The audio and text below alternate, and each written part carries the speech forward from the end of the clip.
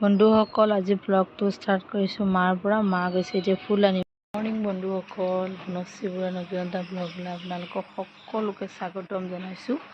আজি হৈছে সোমবাৰ আৰু আজি আমাৰ ঘৰত সত্যনাৰায়ণ পূজা, গতিকে এতিয়া মই ব্লগটো ষ্টাৰ্ট কৰিছোঁ। দিনটো ক'ত কি হয় ক'ত কি নহয় আপোনালোকক যিমানখিনি পাৰোঁ মোৰ ফালৰ পৰা মই আপোনালোকক দেখাব চেষ্টা কৰিম।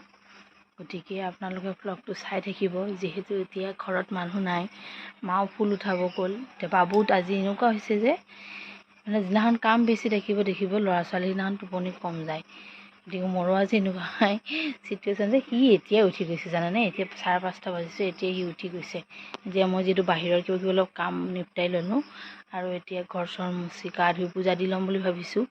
কিন্তু এনেকুৱা বদমাছ, সি আজি উঠি গৈছে। এতিয়া তাক যিহেতু গা চা ধুব যাব মোৰ অসুবিধা হ'ব, সেইকাৰণে ভাবিছোঁ মাহঁলৈকে চাগে ৰখিব লাগিব, নহ'লে উপায় নাই আৰু।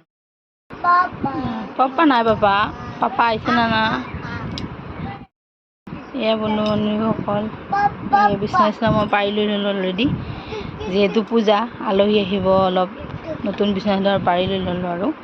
ইফালে এয়া মাৰখনো ধুনীয়াকৈ গুচাই দিলোঁ, আকৌ এখন নতুন বিচনা লগাই দিলোঁ। মানে মাৰ পাতি আছে, মোৰ কিন্তু পাতি নাই। আছিলে মানে যেতিয়া আমি হিমাচলত আছিলোঁ, পাতিটো নিগনিয়ে পূৰা কাটি দিলে। ঘৰত যিহেতু মানুহ নাছিলোঁ আমি, সেইকাৰণে পূৰা কাটি দিয়াৰ কাৰণে মই আৰু কিনা নাই। এইটো পিছত মায়ে নতুন কৰি এতিয়া কিনিছে। মই আৰু মোৰ পাতি নহ'লেও চলি যায়, সেইকাৰণে আৰু কিনা নাই। আৰু এতিয়া ঘৰ চৰ মুচোঁ, এইবিলাক এতিয়া গুচাম, ধুনীয়া কাৰ্পেট চাৰ্পেট লগাম। ইফালে ল'ৰাই চাওক উৎপাত কৰিয়েই আছে। মই কি কৰিম নাজানো, ভগৱানে কেনেকৈ দিনটো পাৰ কৰে, তাক লৈ কেনেকৈ কি কৰিব পাৰোঁ নাজানো আৰু। কি শুন, তাক এইটো লাগে সেইটো লাগে কি। সি এতিয়া বিচনাৰ পৰা যে উঠিছে, উঠিয়েই মানে সি খালি পাপা পাপা কৰি মানে চিঞৰি আছে। মানে মনটো ইমান বেয়া লাগিছে আজি পূজাৰ দিনাখন।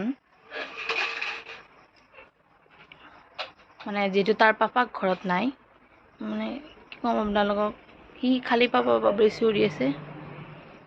পূজাৰ মাজতো মই অকণমান ইম'চনেল হৈ গ'লোঁ, বেয়া নাপাব আপোনালোকে। এইবিলাক বস্তু দেখাব ইচ্ছা নাই, নিজৰ পাৰ্চনেলি যিবিলাক মনত থাকে সেইবিলাক বস্তু মানে দেখাব ইচ্ছা নাই। কিন্তু কি হ'ব, কেতিয়াবা মানে এনেকুৱা চিটুৱেশ্যন হৈ যায় যে দেখুৱাব লগা হৈ যায়। কিন্তু আপোনালোকেও নাভাবিব যে কান্দি পেলাই ভিডিঅ' বনাই এনেকুৱা। ইয়াত বিশেষ একো নাই। জাষ্ট মানে সি যে কি বাবা। এতিয়া বন্ধুসকল গা পা ধুই পূজা দি আজৰি হৈ গ'লোঁ আৰু। কি মানে ঘৰৰ যিটো আমাৰ ডেইলি পূজা দিওঁ, কালী মন্দিৰতো দিলোঁ, আমাৰ ঘৰতো এনেকৈ গুৰুদেৱ আৰু মা লক্ষীনাৰায়ণক এনেকৈ দি দিলোঁ। এতিয়া বাকী কামবিলাক আগবাঢ়িব লাহে লাহে। আহিছে মানুহ, ৰন্ধা মানুহ আহি গৈছে আৰু বাকী এতিয়া চব্জি কটা মানুহ আহি যাব। মানে তেওঁৱে কাটিব আৰু লগত আৰু এজন আহিব, এনেকৈ আৰু কৰিব এতিয়া মিলাজুলি চব। আজি কামৰ দিনাখন এয়া বাবু বেছি দিগদাৰ দি আছে। কি কৰি সেইবিলাক ৰন্ধা বঢ়াৰ আদা জলকীয়া এইবিলাক কাটি আছে। এয়া দিদাই কাটি আছে চব্জি, যিহেতু এটা তৰকাৰী হ'ব, লাবৰা হ'ব, সেইকাৰণে চব্জি কাটা। আৰু ইয়াতে বহুৱাইছে খিচৰি, বহাই দিয়া হৈছে। এতিয়া এইবিলাক চলি আছে বৰ্তমান। এয়া মই শাৰী পিন্ধি ৰেডি হৈ গ'লোঁ, পূজাত বহিব লাগিব যিহেতু বাবুক লৈ। গতিকে এয়া শাৰীখন পিন্ধি লৈ ল'লোঁ আৰু মই আপোনালোকক বেক কেমেৰা কৰি মানে ভালকৈ দেখুৱাই দিম বাৰু।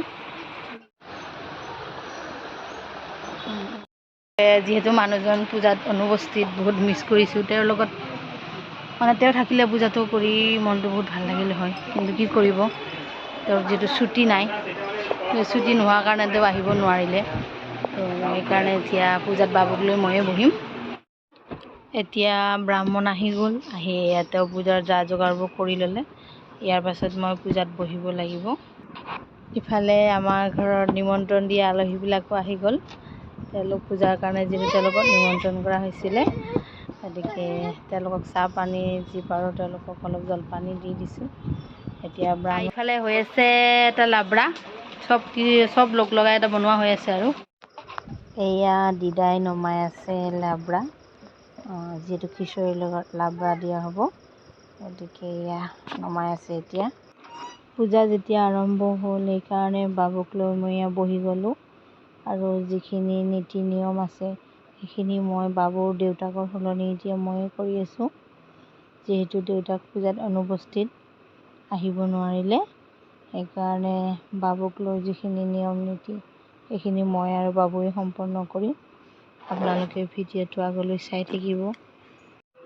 আৰু ইফালে যিহে গৰম, বাবুৱে মানে গৰমত খুব দুষ্টমি কৰি আছিলে, কাৰণ মানে গৰম যিহেতু সি মানে এনেকৈ কোলত বহি থকাটো তাৰ কাৰণে এটা অশান্তিকৰ পৰিৱেশৰ নিচিনা, কিন্তু উপায় নাই, বহিবতো লাগিবই যিহেতু এইটো নিয়মেই।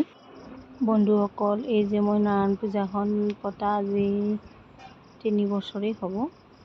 গতিকে মই এই 3 বছৰ যে নাৰায়ণ পূজাখন কৰি আহিছোঁ, কিয় কৰি আহিছোঁ আপোনালোকে জানেনে?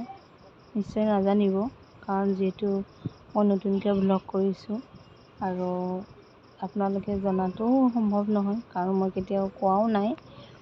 কাৰণ এই যে পূজাখন কৰিছোঁ ইয়াৰ এটা বহুত ডাঙৰ কাহিনী আছে, আৰু এই কাহিনীটো যদি আপোনালোকে জানিব বিচাৰে তেতিয়াহ'লে মই নিশ্চয় আপোনালোকক ক'ম, কিন্তু এতিয়া মই নকওঁ।